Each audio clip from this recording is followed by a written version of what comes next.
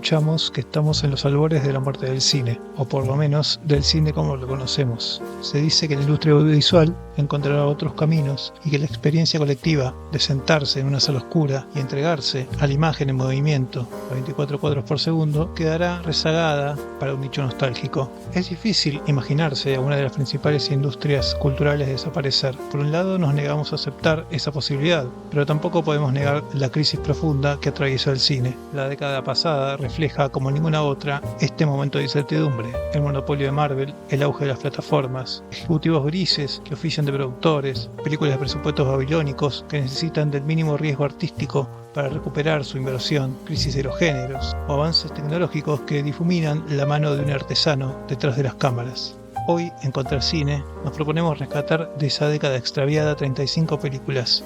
Una lista por supuesto subjetiva, arbitraria, pero que nos ayuda a no perder la esperanza, a marcar un camino, a recuperar la pulsión vital de la imagen en movimiento. El futuro siempre será incierto y sin embargo estamos convencidos de que el cine seguirá dando batalla.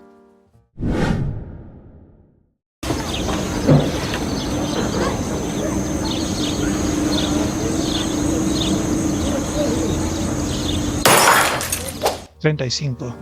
Personal Shopper, entre la banalidad y lo trascendente. Una asesora de vestuario de una importante celebridad francesa se encuentra atrapada entre dos mundos. Por un lado, el pináculo del mundo material de la moda, rodeada de lujos, joyas, ropa de diseño, y por otro lado, un mundo oscuro, secreto y sobrenatural, el mundo de los muertos. Olivier Assayas combina el thriller psicológico, el drama y el relato de fantasmas para tejer una historia que habita en los márgenes de lo visible y lo invisible. Propone una atmósfera opresiva que transita gradualmente hacia la abstracción, desdibujando los límites entre la realidad y lo sobrenatural. La puesta en escena refleja el conflicto interno de Maureen, quien intenta conciliar su deseo de trascendencia con la banalidad de un entorno que desprecia. La actuación de Kristen Stewart captura esa dualidad, fragilidad que coexiste con una determinación febril. A medida que los mundos de Maureen se superponen, la película desafía las convenciones narrativas del cine de género, convirtiéndose en una reflexión sobre la identidad, el duelo y los anhelos humanos de conexión. Personal Shopper es, en esencia, un enfrentamiento entre el deseo de sentido y la indiferencia de un universo materialista que siempre avanza, dejando atrás aquello que ya no sirve. Mi papá filmaba todo el tiempo. Cuando nací se compró una Panasonic y cuando murió en un accidente en enero del 99 tenía la cámara en la mano.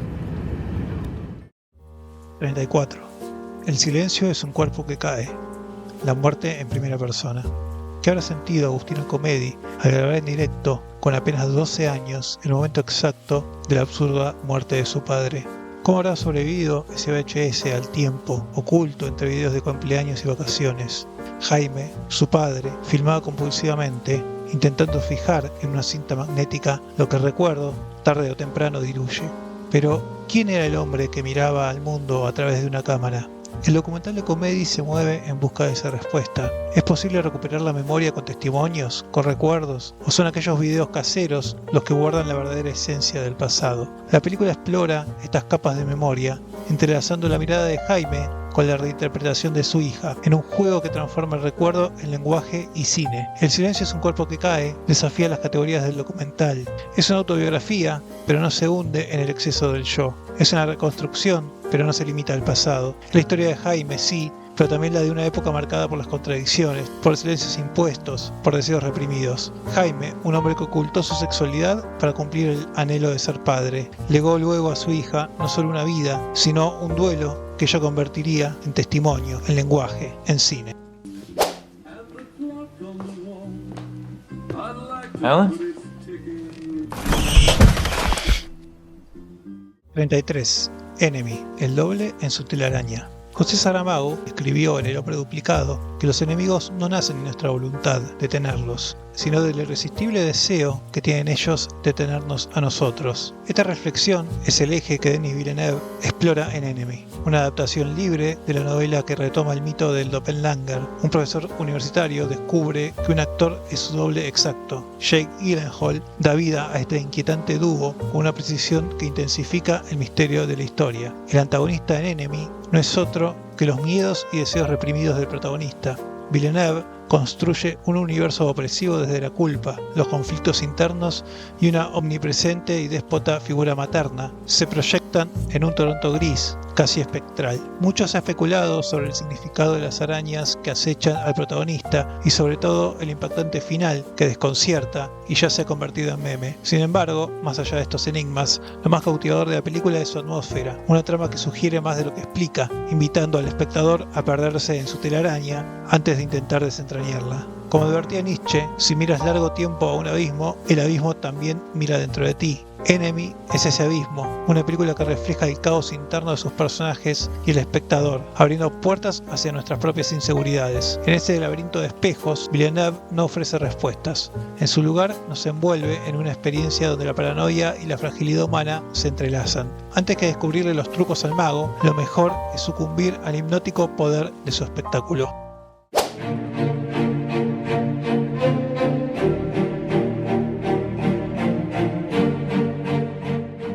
32. 7 cajas. La búsqueda del Minotauro. En 7 cajas, el cine latinoamericano encuentra una vía alternativa al realismo que pendula entre la denuncia y el costumbrismo, que es tan proclive a caer en la alegoría gruesa. En este caso, se apuesta por el género sin abandonar la reflexión social. La película no se regodea en remarcar la pobreza ni subrayar con mensajes moralistas la trama. Se inspira en la cinematografía de Ciudad de Dios y recoge ecos del cine de Tarantino o de Danny Boyle. En resumen, 7 cajas combina referencias estilísticas y la mezcla le sale bien. El Mercado 4 de Asunción se erige como el corazón simbólico de la película. Este espacio laberíntico funciona como un limbo donde sus personajes quedan atrapados, enredados en una lucha por escapar de ese mundo mientras son devueltos una y otra vez al centro. Es un escenario cargado de sentido, la trampa de un minotauro invisible que seduce con promesas de riqueza o celulares que funcionan como el anillo único de Sauron, dominando la voluntad de quienes lo poseen. El mercado es, en definitiva, un microcosmos social que refleja las tensiones, deseos y contradicciones de la sociedad paraguaya. La película convierte la travesía de su protagonista en un calvario. El carretero, con sus 7 cajas, una alusión a los pecados capitales, enfrenta peligros en un vía crucis con una redención singular en el final. 7 cajas no solo ofrece entretenimiento ágil y vertiginoso, sino también una profunda reflexión sobre las trampas de la ambición y las estructuras sociales que nos contienen o descontienen. I care about you. I want you to be happy. Well, I am happy. 31. First Reformer, el nihilismo redentor. Paul Schrader ha dedicado toda su carrera a explorar la decadencia moral del mundo y sus habitantes. First Reformer no es la excepción. Aquí retoma su conocido dispositivo narrativo, un personaje en crisis de fe, enfrentando un viaje asfixiante hacia una redención tan sádica como trágica. Como Travis en Taxi Driver, Padre Toller, encarnado magistralmente por Ethan Hawke, es un hombre que ha perdido el contacto con la gracia y vive atrapado en un mundo donde el pesimismo lo domina todo. En lo formal, Schrader se aferra al estilo sobrio y austero de su máximo referente, Robert Bresson. La puesta en escena, marcada por su minimalismo, encierra al espectador en el vacío espiritual del protagonista. Sin embargo, en el último tercio, el film da un giro hacia lo trascendental, evocando la poética visual y metafísica de Tarkovsky. Este quiebre estilístico refleja la intensa búsqueda de Toller por el sentido, búsqueda que llega a rozar lo místico. Lejos de ofrecer consuelo, Schrader despliega un desasosiego inquebrantable. First Reformer es un retrato de un mundo que se consume en su propia podredumbre, donde la salvación parece inalcanzable. El espectador no escapa de este manto oscuro, al contrario, queda atrapado en su abrazo sofocante, sintiendo la profundidad del vacío existencial, sintiendo cómo un veneno para destapar cañerías recorre las entrañas.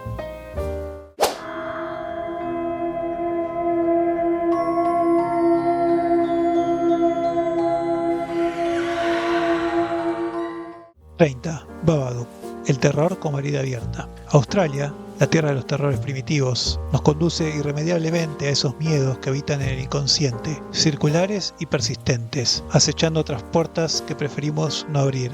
En Babadook, Jennifer Kent redefine el terror elevado al priorizar atmósferas asfixiantes sobre el recurso fácil de los jumpscares. Aquí el miedo no se dosifica en sobresaltos, sino que crece en la opresiva cotidianidad de sus personajes. La película se adentra en la compleja relación entre una madre y su hijo, ambos marcados por una tragedia tragedia que los ha colocado al borde de la locura. La madre, interpretada con desgarradora intensidad, rompe con la figura idealizada de la maternidad. Lejos de la abnegación, encarna una experiencia de culpa, agotamiento y rechazo hacia un hijo cuya constante demanda la consume. En este relato, el monstruo no es solo una entidad sobrenatural salida de un macabro libro infantil, sino una manifestación de la soledad, el duelo y el resentimiento que recorren la trama. Ken construye un relato de terror donde lo verdaderamente inquietante radica en los demonios internos, en los miedos que habitan dentro de nosotros y se niegan a ser exorcizados. Babadook no es solo una película sobre enfrentarse al monstruo, sino sobre aprender a convivir con él. Un recordatorio de que algunas heridas no se cierran, sino que se aceptan.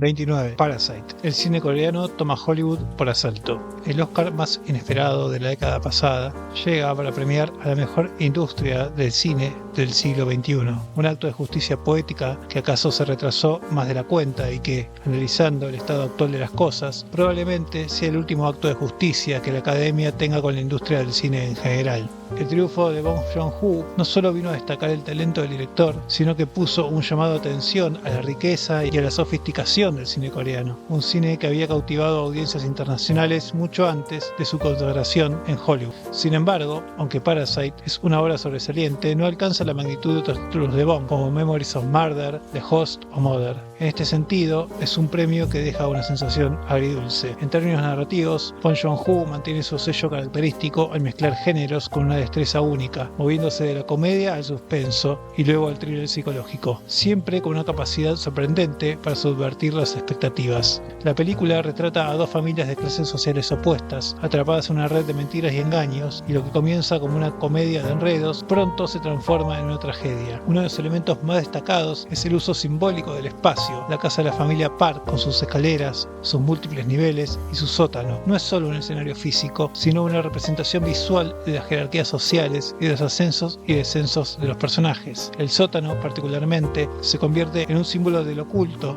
lo reprimido y lo monstruoso. Desde el punto de vista cinematográfico, Parasite es una obra de factura impecable, caracterizada por una puesta en escena precisa. Bong juega con el ritmo narrativo, utilizando el montaje y las transiciones para crear una sensación de caos inminente. Su dirección de cámara fluida nos recuerda a los mejores momentos del cine de Brian De Palma, alternando entre tensión y alivio con maestría. Aunque la crítica del sistema es evidente, Parasite no busca hacer un análisis profundo de la lucha de clases. Más bien, utiliza las tensiones sociales coreanas como material para una sátira aderezada con un humor negro. La película, en resumen, nos muestra los rincones oscuros del deseo humano, de ambición y ascenso social en el contexto de la crueldad del sistema.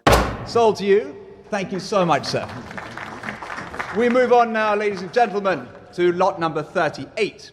28. Diamantes en bruto. Otro viaje a las entrañas de Nueva York. Con el advenimiento del nuevo milenio, la imagen de Nueva York como lugar seguro y estético, luego de la gobernación de Rudolph Giuliani, comenzó a ser moneda corriente. El cine, que alguna vez retrató a la ciudad como un escenario gótico y peligroso, parecía haberse rendido ante un filtro luminoso y edulcorado, digno de Instagram. Sin embargo, los hermanos Safdie, herederos de la tradición más descarnada de Scorsese, Lumet, Ferrara, han revivido en Diamantes en bruto ese hervidero caótico que siempre ha latido en el corazón de la Gran Manzana. La película nos sumerge en la vida de Howard, un joyero del Diamond District de Manhattan, atrapado en una espiral de autodestrucción y ludopatía. Desde los socavones de una mina de ópalo en Etiopía hasta las oscuras oficinas sin ventanas de Nueva York, la historia sigue a un hombre que ha convivido tanto con el abismo que su única salida parece ser arrojarse a él. Adam Sandler, en una interpretación magistral, da vida a un personaje que encarna la desesperación de quienes buscan redención en una sociedad obsesionada con el consumo. Diamantes en bruto no solo expone la miseria personal de su protagonista, sino que también desentraña las dinámicas tóxicas de una metrópolis que vive al límite. Los Safdie nos devuelven a ese lado oscuro de Nueva York, donde los sueños se confunden con la avaricia y el brillo de las piedras preciosas oculta el vacío de las almas humanas. Más que una película, es una inmersión asfixiante en las entrañas de una sociedad que se alimenta de su propia destrucción.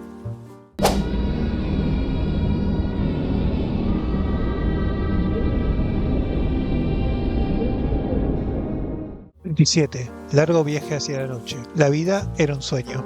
¿Sueñan los directores de Extremo Oriente con cines desvencijados, estrellas de karaoke, criaturas mitológicas, o partidos de ping-pong bajo tierra? En su segunda película como director, Big Gun nos ofrece una golosina visual hipnótica, un ejercicio de estilo que lleva el artificio hacia su máxima expresión. Big Gun no disimula sus influencias, como Tarkovsky, da vida a personajes taciturnos que deambulan por paisajes de pesadilla, en un ritmo deliberadamente lento, casi litúrgico. Como Wong Kar-wai nos regala composiciones que desafían la lógica, conjugando luces, sombras y movimiento. Es un cine que respira en la frontera entre lo onírico y lo tangible. La trama, en apariencia sencilla, sigue a un hombre que regresa al pueblo de su juventud en busca de un amor perdido.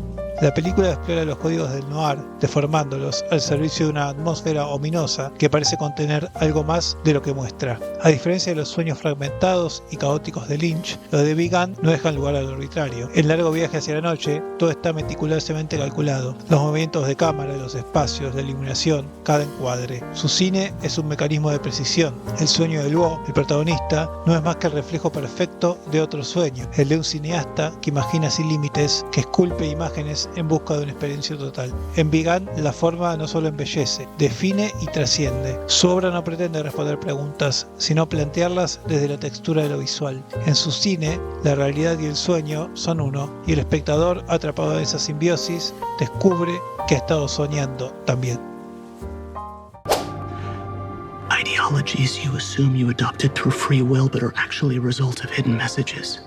Okay, so what if there are messages that aren't subliminal? 26. Under the Silver Lake, el enigma de la posmodernidad. Under the Silver Lake se presenta como un artefacto posmoderno llevado al extremo, construida sobre un mosaico de referencias culturales que funcionan como un juego cifrado. El sueño eterno, Mulholland Drive, Sunset Boulevard, Hitchcock, entre otros. David Robert Mitchell convierte su película en un ensayo metatextual que, más allá del juego con la cultura pop, le imprime un carácter errante al relato, en sintonía con la subjetividad propia del siglo XXI.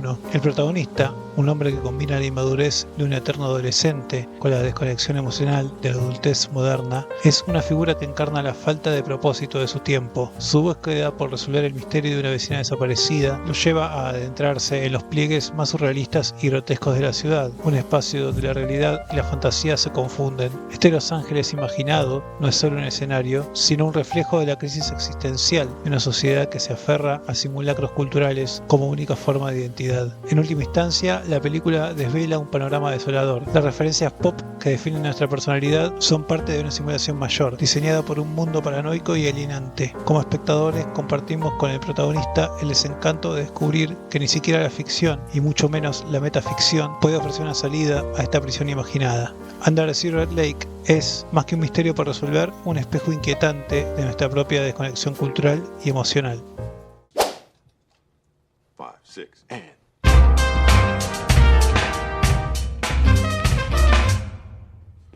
Not quite my tempo. 25. Whiplash. Ritmo y autodestrucción. Poco más se puede aportar sobre Whiplash, de Damien Chazelle, película que fue una bomba en su estreno y generó opiniones de todo tipo. Nosotros preferimos leerla en clave de conflicto entre la obsesión artística y el costo personal de la ambición. Ambientada en una prestigiosa escuela de música, la historia sigue a Andrew, un joven baterista decidido a ser el mejor baterista de jazz, y su relación con Fletcher, un instructor tan brillante como cruel.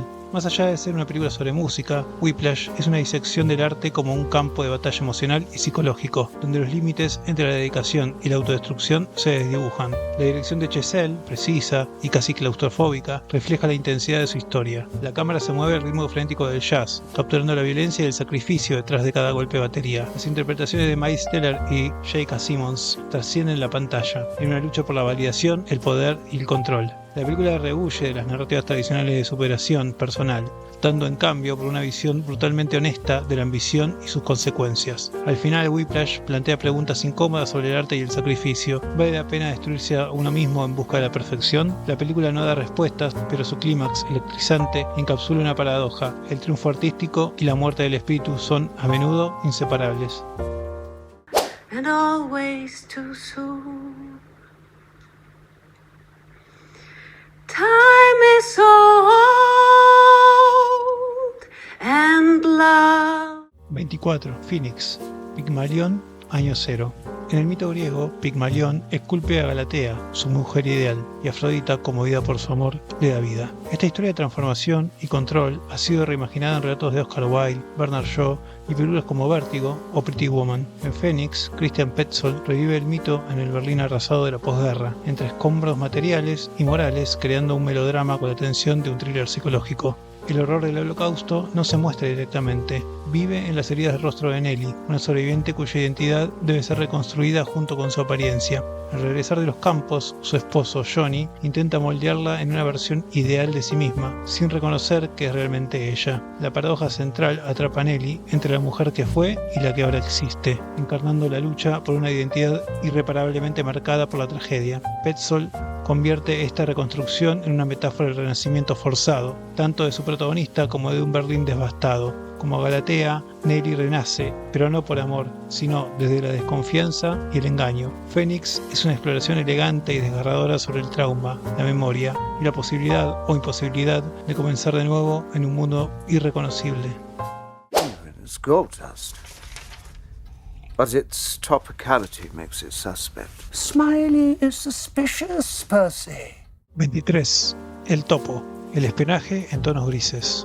¿Quién puede espiar a los espías?, se pregunta un personaje en Tinker, Tailor Soldier Spy, la novela de John le Carré, adaptada al cine por el cineasta sueco Thomas Alfredson. El topo redefine el cine de espías mainstream al despojarlo de los clichés del glamour y la acción desmedida. Aquí el espionaje no se asocia con autos lujosos ni con héroes carismáticos, sino con oscuros burócratas atrapados en pasillos gubernamentales y minuciosas pesquisas de archivos polvorientos. Gary Oldman encarna a George Smiley con una contención magistral, introduciéndonos en un mundo plomizo y desapasionado, muy lejos del brillo de James Bond. Los espías de Le Carré no disparan ni conquistan mujeres en casinos, sino que se mueven en un universo de conspiraciones, secretos y emociones reprimidas. La puesta en escena de Alfredson es tan fría y meticulosa con los personajes que habitan este relato. Con planos largos y una atmósfera sombría, el director imprime un ritmo pausado que nos sumerge en la complejidad de una trama ambientada en plena Guerra Fría. Cada mirada, cada gesto, cada detalle revelan piezas de un intrincado rompecabezas, exigiendo al espectador un nivel de tensión digno de los propios espías. Este es un cine de silencios y sutilezas, donde la acción más decisiva ocurre bajo la superficie. El topo no solo reimagina el género, sino que también reflexiona sobre la identidad y el engaño, encapsulando las palabras de Le Carré: cuantas más identidades tiene un hombre, más expresan la persona que ocultan. Una obra gélida y elegante que despoja el espionaje de artificios y lo revela en su esencia, más humana y compleja. ¿Usted me dice? No. 22. La isla mínima. El pantano como metáfora del mal.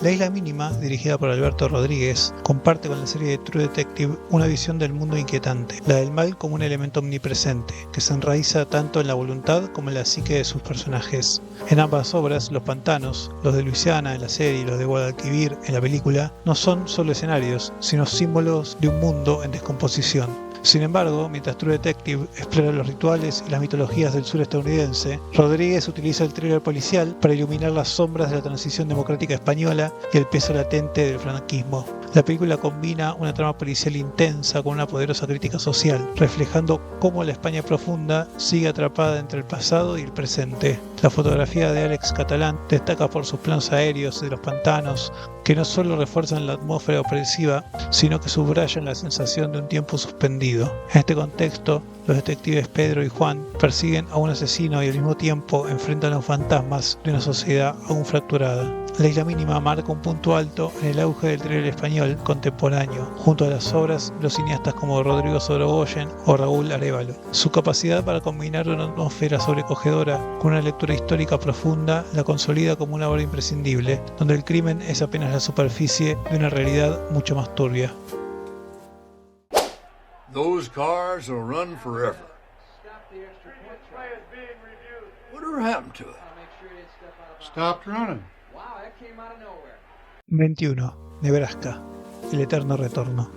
No hay género más ligado a la esencia de Estados Unidos que el de las road movies. La vastedad de su geografía y la monotonía de sus carreteras convierten el viaje en un escenario ideal para la transformación. En estos caminos desolados, la expiación se encuentra en el movimiento y el ruido mundano se diluye, dejando paso a la reflexión. La fórmula es sencilla y en las manos correctas, infalible. Un personaje que parte con una visión del mundo y regresa cambiado, más consciente, más humano. Películas como Easy Rider, Paris, Texas, Vanishing Point han explorado este terreno y Alexander Payne, con Nebraska, aporta su propia mirada a la poética del viaje. Payne es un maestro en el equilibrio entre drama y comedia. Sus películas como Los Descendientes o Entre Copas navegan las aguas de lo agridulce, sin crueldad y sentimentalismo desbordado, pero con una mirada incisiva hacia la humanidad de sus personajes. En Nebraska, ese enfoque encuentra un vehículo perfecto en la historia de Woody Grant, un anciano obsesionado con reclamar un premio inexistente. La película retrata con crudeza las pequeñas comunidades de la América periférica, espacios que parecen haberse quedado atrapados en un letargo asfixiante, incapaces de soñar con el esplendor del sueño americano. Pero más allá de su retrato ácido, de las relaciones familiares y los traumas generacionales, Nebraska es, ante todo, Bruce Dern. Su interpretación de Woody, con una mirada que oscila entre la terquedad y la vulnerabilidad, encarna el corazón de la película. En su viaje por paisajes grises y desolados, encontramos una metáfora de nuestra propia búsqueda de sentido, una lucha por regresar a casa, no solo como un lugar físico, sino como un estado del alma. Payne convierte este viaje minimalista en una obra universal, tan emotiva como reflexiva, donde el cine, como en las grandes road movies, nos invita a mirar más allá de los caminos y dentro de nosotros mismos.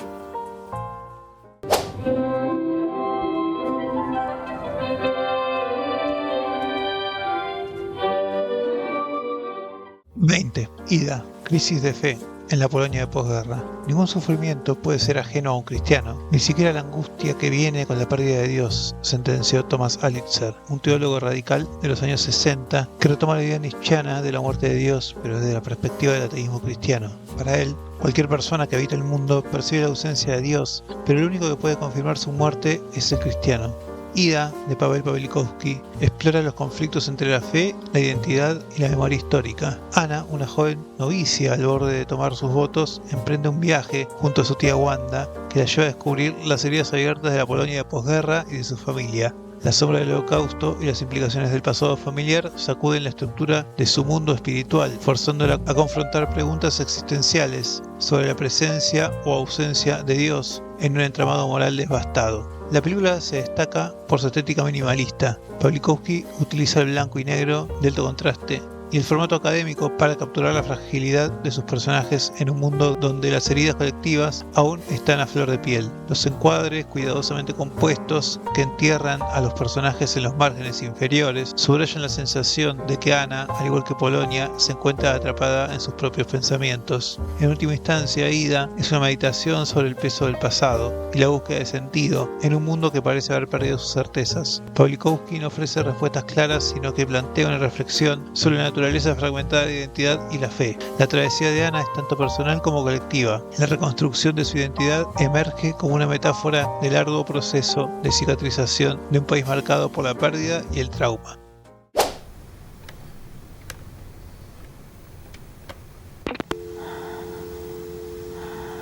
I miss you. 19.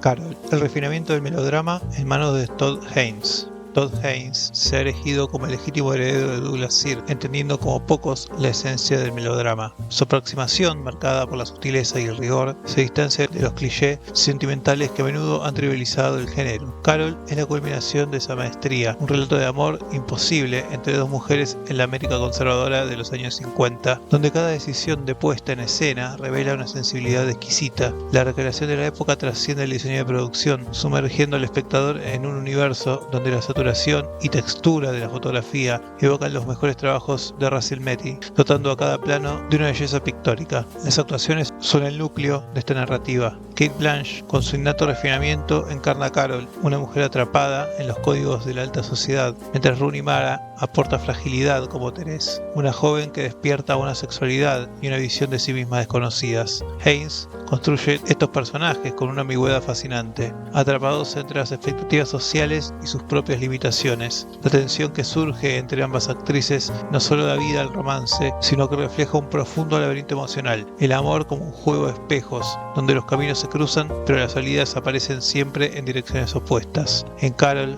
Haynes rinde homenaje al melodrama clásico y el resultado es una obra que trasciende la época que evoca, revelando con extraordinaria sutileza cómo los deseos y las emociones más íntimas pueden ser reprimidas, pero nunca completamente silenciadas.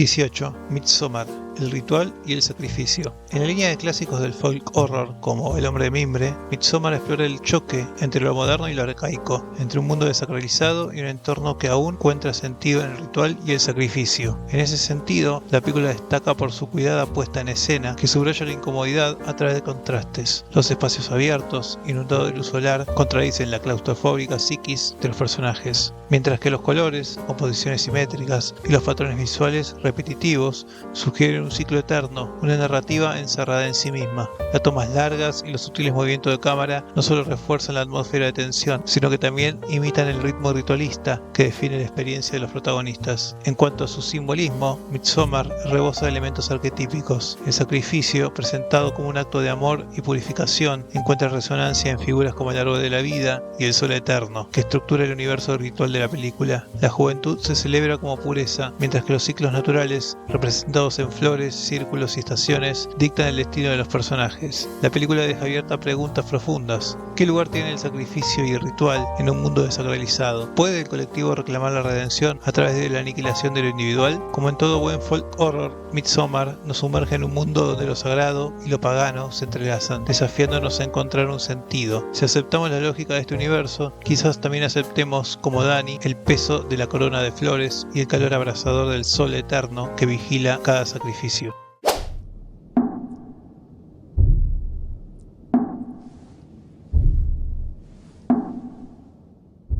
17. Under the Skin, belleza alienígena y humanidad trágica. La belleza de Scarlett Johansson parece trascender lo humano, algo que Jonathan Glazer aprovecha al convertirla en una enviada alienígena en Under the Skin, encarnando a una depredadora que seduce y consume a hombres en las calles grises y desasosegantes de Glasgow. Scarlett transita entre la otredad absoluta y el descubrimiento de la humanidad. La película retoma el arquetipo del body snatcher, pero lo reformula con una estética hipnótica y desoladora. A medida que la alienígena explora las emociones humanas, su insensibilidad se quiebra y con ello se vuelve vulnerable a las miserias cotidianas de las personas. Como Frankenstein o el meca de inteligencia artificial, su despertar emocional la conduce inevitablemente hacia la tragedia. Under the Skin es un bello experimento visual y sonoro sobre la otredad, el deseo y los límites de la identidad. La alienígena de Glazer, interpretada con una inquietante sutileza por Scarlett, no es solo un depredador, sino una víctima. Es un espejo oscuro donde se reflejan las paradojas de nuestra humanidad. Una película que, al igual que su protagonista, se mueve entre mundos, el de la carne y el de la esencia, el de lo humano y lo inalcanzable. Ini perasaannya mesti diperhadapkan.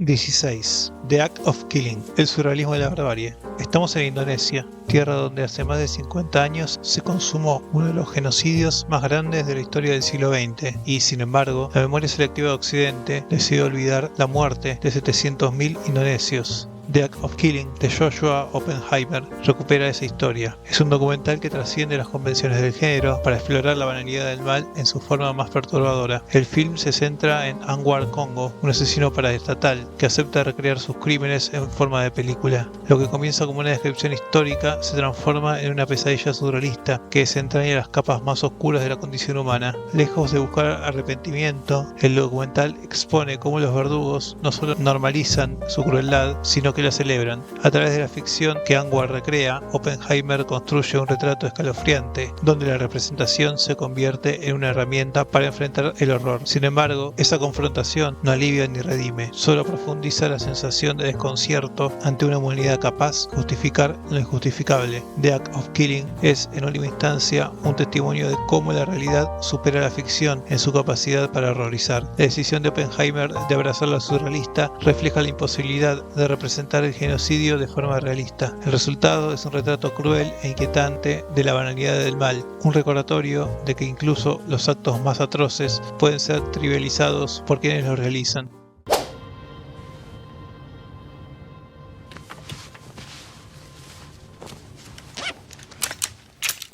15. Hell o High Water, un western para el siglo XXI. Con Hell or High Water, Taylor Sheridan se consolida como uno de los grandes narradores de la Norteamérica de los contornos, obsesionado con los vestigios del western y las tensiones de una sociedad en transformación, en un contexto donde el cine estadounidense parece volcarse hacia el multiverso de Marvel o los relatos de coyuntura unidimensionales y políticamente correctos. Sheridan recupera los mitos fundacionales de su país: el ranchero, el ranger, el desierto, las carreteras interminables. La película reimagina ese legendarium en el marco de la crisis inmobiliaria de los 2000, actualizando las leyendas de Bonnie and Clyde o Robin Hood. Dirigida por el británico David Mackenzie, la película fusiona el western clásico con elementos de la buddy movie. Se envuelve en una atmósfera sucia y decadente que refleja la Norteamérica de frontera, tiza y olvidada. Aquí los villanos no son granaderos o forajidos, sino un sistema bancario invisible que oprime a los sectores populares. La narrativa plantea una lucha entre el individuo y lo sistémico, explorando los límites del American Way of Life, con un enfoque crítico hacia los valores que alguna vez definieron a la nación estadounidense. Más que una simple película de género,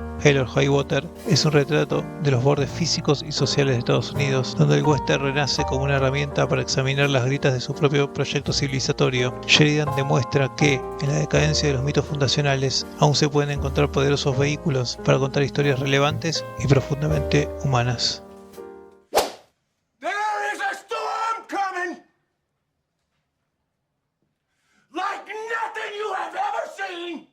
14. Take Shelter, el apocalipsis íntimo.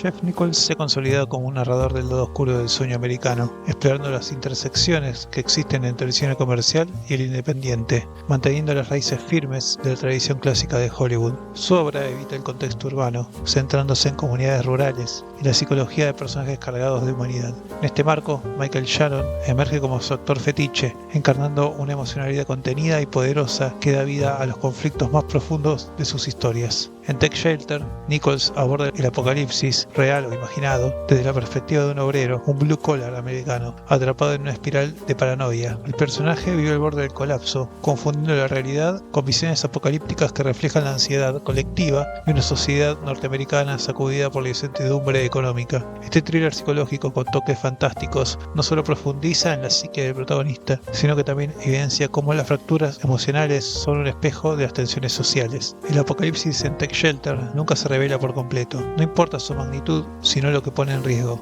los lazos familiares y comunitarios, esos cimientos que nos anclan como seres humanos. Nichols utiliza esta amenaza nebulosa para reflexionar sobre la fragilidad de las conexiones humanas en tiempos de crisis, entregándonos una obra que es tanto un retrato íntimo como un comentario social de inquietante actualidad.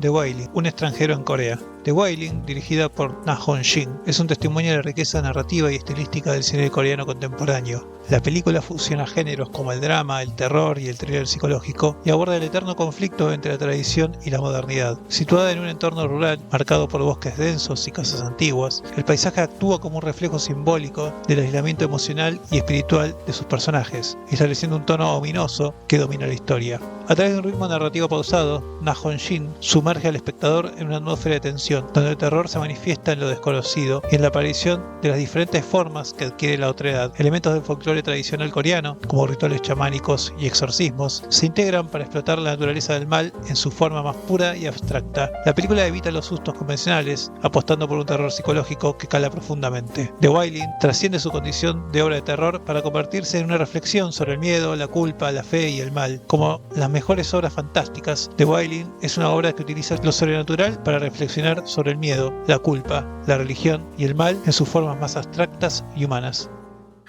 Lázaro.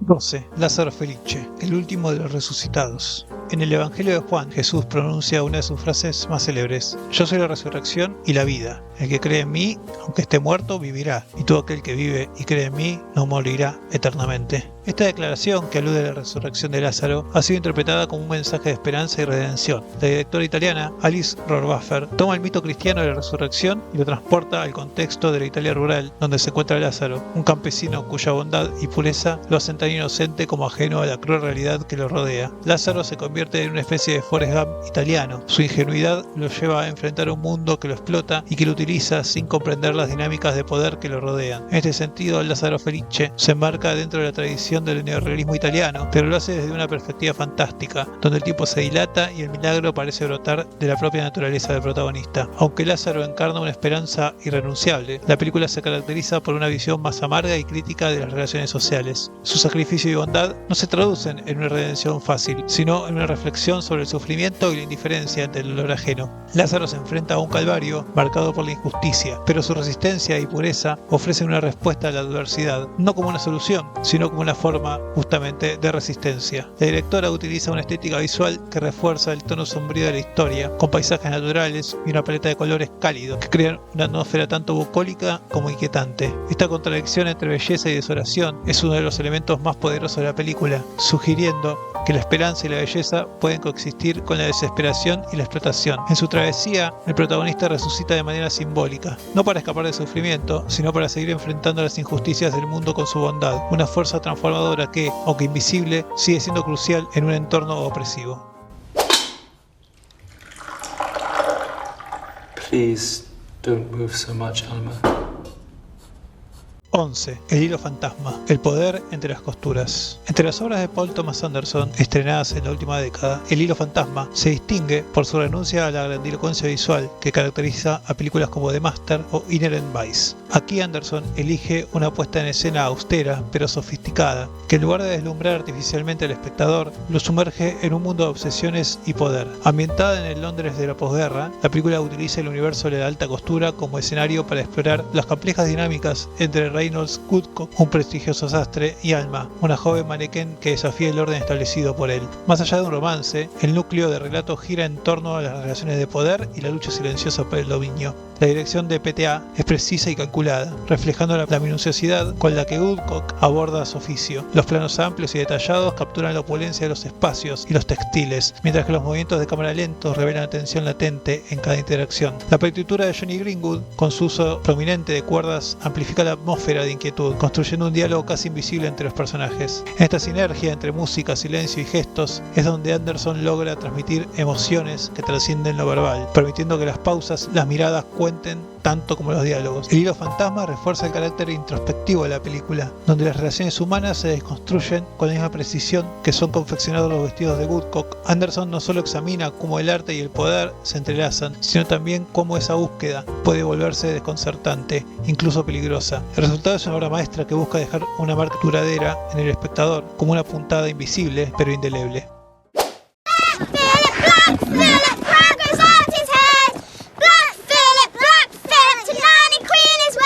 10. The Witch, el verdadero empoderamiento. Uno podría resumir el argumento de la bruja con una pregunta. ¿Qué hubiera pasado si a la familia Ingalls lo hubieran confinado a los márgenes de un bosque embrujado? En su ópera prima, Robert Eggers explora la descomposición de los valores religiosos y familiares con una fuerza sobrenatural acecha a una familia de colonos desde las sombras del bosque. La protagonista, Thomasin, encarna el conflicto entre la represión religiosa y su propio despertar sexual y deseo de individuación. Eggers combina supersticiones y leyendas con una atmósfera opresiva y una estética que evoca tanto el expresionismo alemán como las pinturas del siglo de oro holandés. La fotografía destaca por el uso de la luz natural, claroscuros y una paleta desaturada para retratar los paisajes fríos y sombríos de Nueva Inglaterra. Más allá de sus evidentes virtudes formales, The Witch brilla por su sutil retrato del empoderamiento femenino. El pacto fáustico final se presenta como una liberación. Thomasin renuncia a las cadenas religiosas y morales que la oprimían, abrazando su destino con seguridad. Ojalá todas las películas que abordaron el sendero del empoderamiento femenino hubieran seguido este ejemplo. Details on my activities because the less you know, the better for everyone involved. All right. 9. Killer Joe. Es el diablo, estúpido. Dicen que el diablo habita en todas partes, pero sobre todo en aquellos lugares olvidados por Dios. En Killer Joe, William Friedkin nos sumerge en los confines más oscuros de la naturaleza humana, donde el mal no solo habita, sino que prospera en los lugares que Dios parece haber abandonado. El escenario es un pueblo perdido de Texas, un barrio de caravanas, sumido en la mugre y la desesperación. Allí una familia trama un plan perverso: asesinar a la ex esposa del padre para cobrar su seguro de vida. En este marco, Friedkin convoca al mal, pero no al estilo de anteriores películas como Pazuzu en El Exorcista o el personaje de William Dafoe en Vivir y Morir en Los Ángeles, sino que el mal está encarnado en un corrupto policía llamado Joe, un vaquero mefistotélico interpretado con escalofriante magnetismo por Matthew McConaughey. Friedkin utiliza el cine negro para diseccionar una sociedad despojada de los valores que sustentaron la tradición judío-cristiana: compasión, misericordia y culpa. La familia protagonista, grotescamente deshumanizada, refleja los estragos de un capitalismo voraz y desmedido, donde la ambición y la supervivencia eclipsan cualquier resquicio de moralidad. Joe, con su traje negro y su carisma infernal, no solo es un personaje, es la corporización del mal, un recordatorio de que el pecado no necesita disfraces sobrenaturales para imponerse. Con una dirección austera, pero implacable, Friedkin entrega una obra amarga, retorcida y profundamente incómoda, que desafía al espectador a enfrentarse al mal en su forma más cotidiana y real. En Killer Joe, Friedkin reafirma su compromiso con explotar las sombras de la condición humana, dejando claro que el diablo sigue entre nosotros, alimentándose de la codicia, el egoísmo y la desesperación de una sociedad en ruinas. El que hace pecado, del diablo es, dice un apartado del libro de Juan, y Friedkin no nos deja olvidar que ese pecado, lejos de ser una abstracción, define nuestra caída.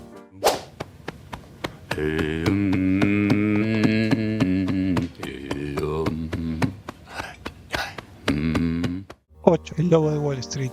El hombre como lobo del hombre. Otro opus del mítico Martin Scorsese que explora el exceso, la ambición y la corrupción moral. Con un estilo vertiginoso y extravagante, refleja la decadencia de su protagonista, Leonardo DiCaprio, en la piel de Jordan Belfort. Scorsese emplea un montaje dinámico, rupturas de la cuarta pared y una narración en off frenética para envolver al espectador en el mundo de Belfort, convirtiéndolo en un cómplice de su hedonismo. Las tomas rápidas, los planos secuencia, la saturación de colores refuerzan el tono de desenfreno cocainómano, mientras que la edición, a cargo de Thelma Schumacher, juega un papel crucial al mantener el ritmo alucinante, casi hipnótico de la narrativa. En términos simbólicos, el lobo de Wall Street critica al capitalismo salvaje y la moralidad líquida de las élites financieras. El símbolo del lobo, presente en el título y en la actitud depredadora de Belfort, encapsula la naturaleza voraz del capitalismo, mientras que las escenas de fiestas, drogas y lujos extremos funcionan como una representación del vacío existencial, del bacanal infernal detrás de la riqueza. Su estructura narrativa, centrada en el ascenso y caída de un personaje moralmente ambiguo, recuerda por ejemplo a Goodfellas. Además, el lobo de Wall Street también evoca películas como Scarface de Brian De Palma, donde el exceso y la ambición desmedida llevan inevitablemente a la autodestrucción.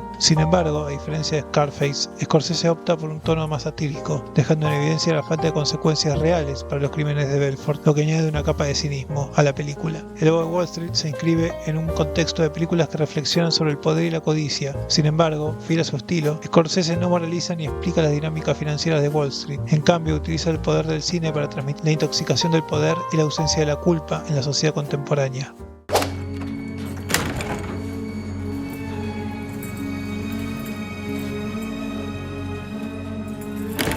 7. Él, la emergencia del post-feminismo. Con él, Paul Verhoeven retoma el thriller erótico para desafiar, una vez más, las convenciones narrativas y morales del cine contemporáneo. Este film no solo dialoga con clásicos de su filmografía como Bajos Instintos o El Tercer Hombre, sino que los trasciende al ofrecer un relato post-feminista en estado de ebullición. Isabelle Huppert, en una interpretación magistral como nos tiene acostumbrados Davida Michel, una empresaria sofisticada que subvierte las expectativas tradicionales del arquetipo femenino. A diferencia de las narrativas centradas en la resiliencia, Michelle no busca superar ni reparar, simplemente ejerce el poder que tiene, desafiando con su actitud las estructuras patriarcales que la rodean. El entorno masculino en él aparece deliberadamente despojado de fuerza, hombres débiles, mediocres o dominados, incluso su agresor sexual. Verhoeven utiliza esta configuración para explorar las complejas relaciones de poder y deseo que se desarrollan a medio camino entre la comedia negra y el thriller psicológico. La influencia de cineastas como Roman Polanski se hace evidente en la manera en que los personajes navegan entre reglas morales difusas, cuestionando constantemente constantemente la percepción del espectador sobre lo correcto y lo incorrecto. Lejos de dictar un juicio moral o adoptar posturas didácticas, Verhoeven construye un universo donde las categorías tradicionales del bien y del mal se desdibujan, dejando espacio para una reflexión incómoda pero necesaria sobre los límites de la corrección política, la capacidad de agencia femenina y las zonas grises de comportamiento humano. Él se erige como una obra que no solo cuestiona los valores contemporáneos, sino que confirma a Verhoeven como un director dispuesto a arrojarse al vacío sin paracaídas.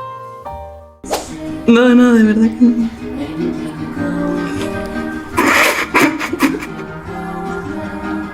6. Magical Girl. 2 más 2 son 4. Si Federico García Lorca no hubiese nacido y no hubiese escrito un solo verso, 2 más 2 seguirían siendo 4. Y si Napoleón hubiese invadido España hace 200 años y ahora estuviésemos dando esta clase en francés, 2 más 2, por supuesto, seguirían siendo 4. Así comienza la obra maestra definitiva del cine español de este siglo. Un llamado a la razón para personajes que todo el tiempo se dejan llevar por el deseo. Bajo una estética minimalista y un guión cargado de sentidos, la película entreteje las vidas de 3 personajes en una espiral de acciones éticamente ambiguas que implican manipulación, sojuzgamiento y en última instancia tragedia. La fuerza de Magical Girl radica en su capacidad para explorar la contradicción inherente al deseo humano. Cada personaje está motivado por impulsos que, aunque comprensibles, los conducen a decisiones devastadoras. Vermouth plantea un retrato profundamente humano de la desesperación, donde la tragedia no surge de fuerzas externas inevitables, sino de la incapacidad de los personajes para reconciliar sus deseos con las consecuencias de sus actos. Al final, se convierte en un oscuro cuento gótico de brujas, monstruos y princesas. El vestido mágico, objeto de deseo que da título a la película, se convierte en un tótem de la pureza perdida, del amor sacrificial y del sufrimiento que estamos dispuestos a soportar por aquello que consideramos sagrado. A su vez, la forma fragmentada de la película no solo intensifica la tensión narrativa, sino que también refleja la manera en que los personajes experimentan sus propias vidas, como un rompecabezas de errores, arrepentimientos y momentos de belleza efímera. Vermouth no ofrece finales consoladores, en cambio deja al espectador con un nudo en el estómago, como si hubiera mirado demasiado profundamente en el abismo. La película nos recuerda que, en la búsqueda de nuestros sueños, a menudo dejamos atrás fragmentos irreparables de nosotros mismos.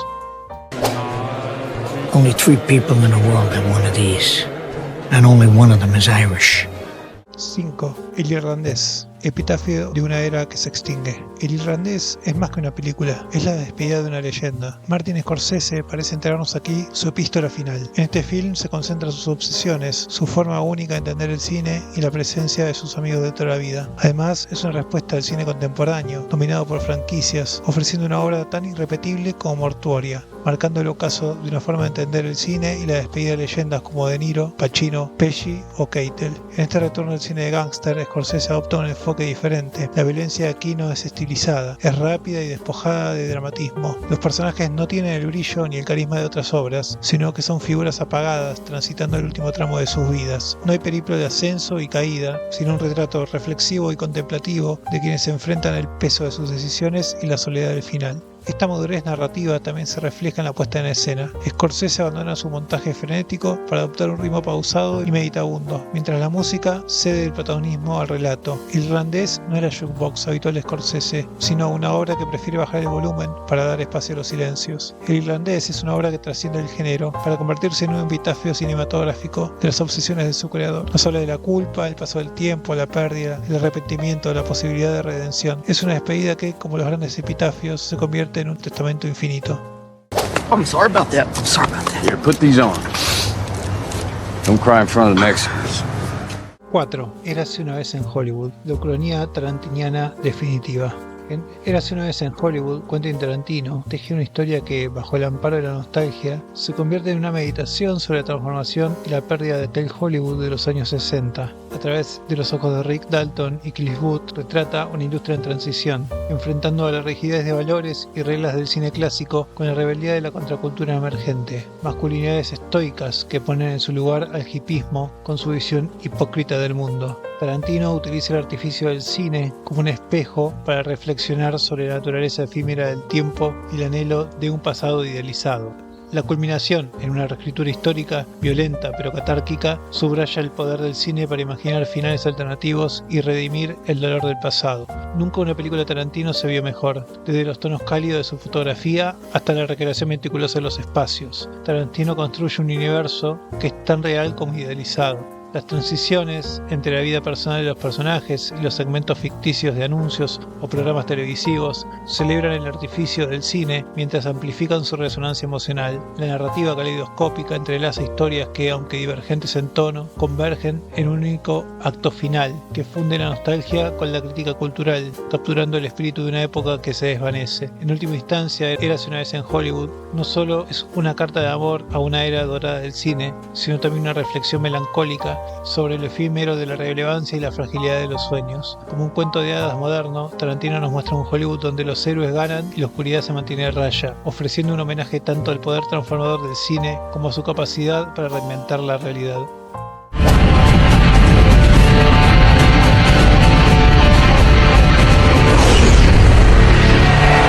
(3) Mad Max, Furia en el Camino. Mad Max, Furia en el Camino es un milagro cinematográfico. George Miller, a sus más de 70 años, marcó un regreso inesperado con una producción cargada de obstáculos, demostrando que los milagros ocurren. Contra todo pronóstico, este tanque de Hollywood, repleto de acción, se convirtió en la obra que redefine el cine, desbordando autenticidad y frescura. El prodigio de la película radica en su lenguaje. Los subtextos feministas, ambientalistas y demás istas quedan en tercer o cuarto plano. Con una narrativa sencilla, Max prescinde de diálogos extensos para resolverlo todo con acción. Es la vuelta al cine mudo. El montaje quirúrgico y los encuadres precisos convierten cada secuencia en una ópera tuerca de velocidad y caos. Miller logra un equilibrio perfecto entre forma y función, rechazando el escapismo digital y apostando por efectos prácticos que dotan a las imágenes de una energía magnética, revolucionando la percepción del cine contemporáneo de acción. Este regreso triunfal también es un llamado a redescubrir el cine como experiencia visceral. Max no solo nos deslumbra con su ejecución técnica, sino que también nos recuerda la magia del arte cinematográfico. De un milagro así, solo queda arrodillarse, agradecer y esperar que obras como esta se repitan con más frecuencia. Do you know where you're spending the afterlife? Oh, yes, I do, as a matter of fact. I'm going straight to hell. 2. Tenemos que hablar de Kevin. Las otras maternidades. La maternidad, idealizada como un lazo inquebrantable y romántico, continúa moldeando las expectativas sociales sobre las mujeres, incluso en un contexto donde el feminismo ha puesto al descubierto enraizadas estructuras levantadas por el patriarcado. En Tenemos que hablar de Kevin, Lynne Ramsay desmonta esta narrativa al presentar una visión descarnada y profundamente incómoda de la maternidad. La película plantea preguntas perturbadoras. ¿Puede una maternidad no deseada ser la raíz de una tragedia? ¿Qué ocurre cuando el vínculo entre madre e hijo es erosionado desde el principio? Ramsay no ofrece respuestas fáciles, pero sí disecciona los mitos que rodean la idea de buena madre y los enfrenta con la cruda realidad. Con una puesta en escena meticulosa, cada detalle en la relación entre Kevin y Eva refuerza un clima de tensión psicológica. Kevin emerge como una figura ominosa, una suerte de castigo para Eva, cuyo hedonismo y privilegios burgueses quedan sepultados bajo la cara de un hijo que parece encarnar una maldición. Aislada en su culpa y con un marido ausente, Eva enfrenta una responsabilidad abrumadora: amar incondicionalmente a un hijo que destruye sus deseos y su estilo de vida. ¿Por qué ella está obligada a amar a su hijo sobre todas las cosas? ¿La psicopatía de Kevin es un producto de su contexto social o es la manifestación de algo inexplicablemente atávico? En Tenemos que hablar de Kevin, Ramsay convierte la maternidad en un campo de batalla emocional y simbólico, donde las nociones de culpa, amor y responsabilidad son cuestionadas hasta sus fundamentos. Es una película que exige enfrentarse a las sombras que acechan en los ideales familiares y que, con una honestidad brutal, revela cómo la maternidad puede ser tanto un acto de sacrificio como de condena. 페이스요? 그러니까 남의 비닐하우스를 태운다는 건가요? 당연히 남의 거죠. 1. Burning, la vértigo del siglo XXI. Burning es la película definitiva, condenada para bien a ser llamada la vértigo del siglo XXI. Capa sobre capa desbordan cientos de lecturas posibles. Lee Chang-dong se preocupa sobre todo por cargar de simbolismos a cada escena, dejando pequeñas pistas que nos sirven de guía en el laberinto. El acto de quemar invernaderos, mencionado por Ben, funciona como una metáfora que se puede interpretar de múltiples maneras: la destrucción de lo inútil, el poder destructivo de la indiferencia o el encubrimiento de actos más oscuros. Asimismo, el gato invisible que Jong-soo busca obsesivamente refleja tanto su incapacidad para enfrentar la realidad como su deseo de aferrarse a algo tangible en medio de la incertidumbre. Estos simbolismos resuenan con el espíritu del cuento breve Van Burning de Murakami, en el que se inspira la película, pero Lee Chang-dong los amplifica al anclar la narrativa en un contexto sociopolítico coreano contemporáneo.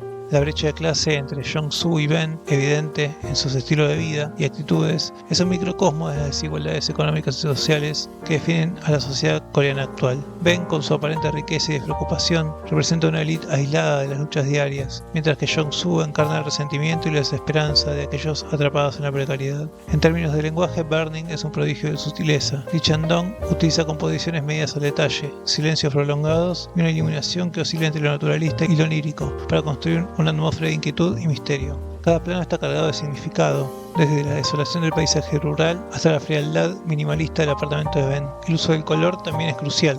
Los tonos cálidos que envuelven a Jae-mi contrastan con los matices fríos asociados a Ben, subrayando la disparidad emocional y social entre los personajes. Además, la banda sonora, o más bien su ausencia, refuerza la tensión latente, permitiendo que los sonidos ambientales, el viento, el crujir de las hojas, se conviertan en protagonistas. Su ambigüedad narrativa combinada con la contención visual sitúa a Burning no solo como un thriller psicológico, sino como una reflexión profunda sobre la fragilidad humana en un mundo marcado por el vacío y la desconexión. En conclusión, Burning trasciende el simple acto de narrar una historia para convertirse en un mosaico de emociones. Es un testimonio del poder del cine como arte, capaz de reflejar las complejidades de una condición humana y sus estructuras sociales. Una obra maestra que, como Vértigo, seguirá desafiando y cautivando a generaciones futuras.